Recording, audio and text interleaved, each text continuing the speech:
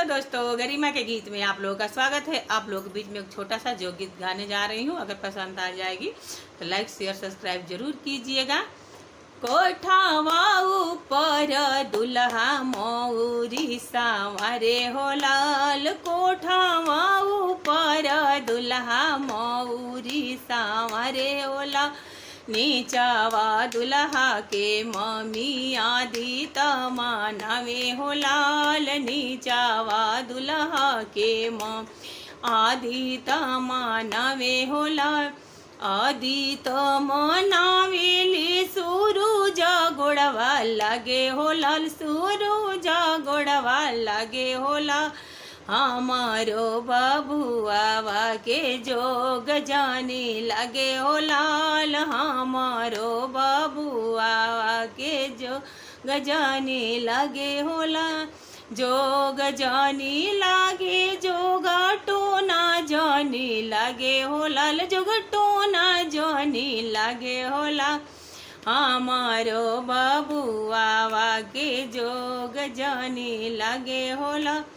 दूटा कोठावा ऊपर दुल्हा मौरी सांवरे हो लाल, मौरी सांवरे हो लाल। नीचावा दुल्हा के चाची आदि तमानावे हो लाल, नीचावा दुल्हा के चाची आदि तमानावे हो लाल।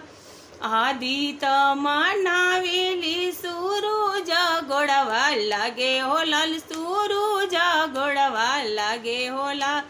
हमारो दुल्हावा के जोग जाने लगे हो लाल, हाँ जोग जाने लागे जोग टोना जाने लगे हो लाल, जोग टोना जाने लगे हो लाल। हमारो बबुआवा के जोग जाने लगे हो लाल। हम कोठावा ऊपर दुल्हा सुटावा सवारे हो लाल, अरे नीचावा दुल्हा के दीदी आदि तमानावे हो लाल, नीचावा दुल्हा के दीदी आदि तमानावे हो लाल। आदि तमानावेली सूरज गोड़वा लागे हो लाल, सूरज गोड़वा लागे हो लाल।